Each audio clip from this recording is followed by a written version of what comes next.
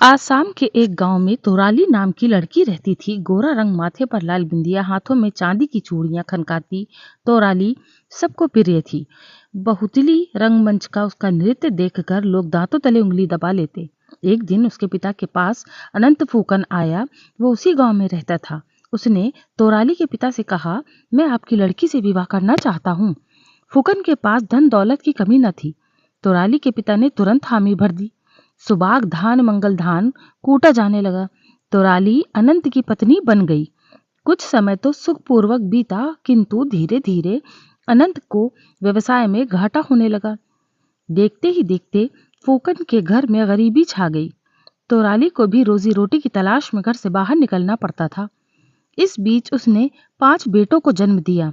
एक दिन पेड़ के नीचे दबने से फूकन की आंखें जाती रहीं।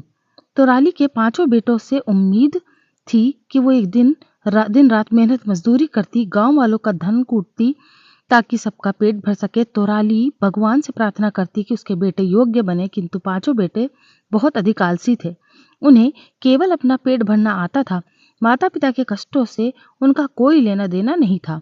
तोराली ने मंदिर में ईश्वर से प्रार्थना की कि उसे एक मेहनती और समझदार पुत्र पैदा हो, परंतु उसने बालक की जगह एक सांप को जन्म दिया। जन्म लेते ही सांप जंगल में चला गया। तोराली अपनी फूटी किस्मत पर रोती रही। तोराली के 5 बेटे उसे ताना देते, तुम माँ हो या नागिन, एक सांप को जन्म दिया। फूकन के समझाने पर भी लड़कों का स्वभाव में कोई अंतर नहीं आया।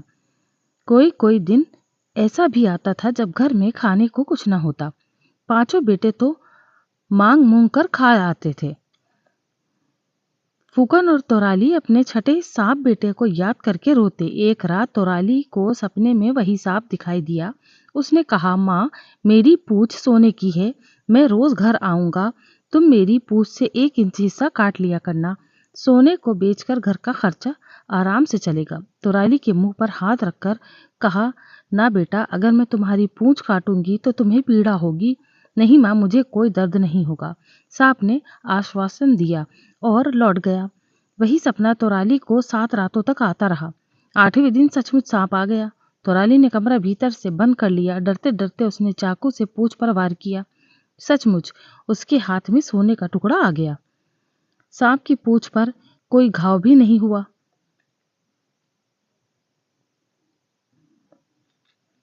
माँ से दूध भरा कटोरा पीकर सांप लौट गया। तोराली ने वो सोना बेचा और घर की जरूरी सामान ले आई।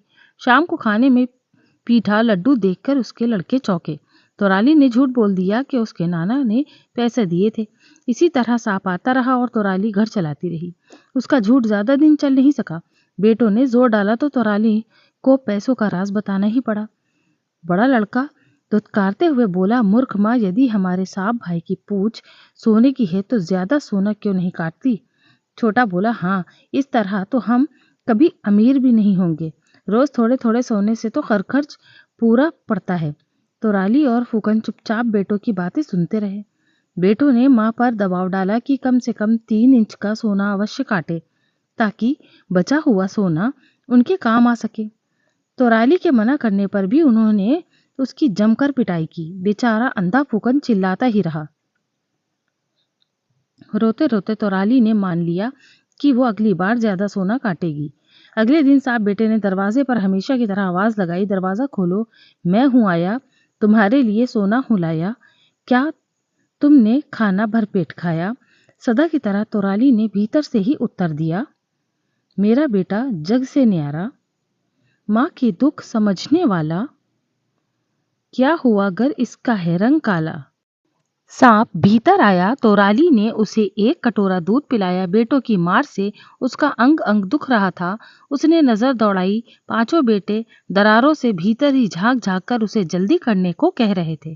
तोराली ने चाकू लिया और पूंछ पर 3 इंच लंबा टुकड़ा काट दिया। अचानक चाकू लगते ही पूंछ से खून की धार बह निकली। सांप बेटा तड़पने लगा और कुछ ही देर में दम तोड़ दिया।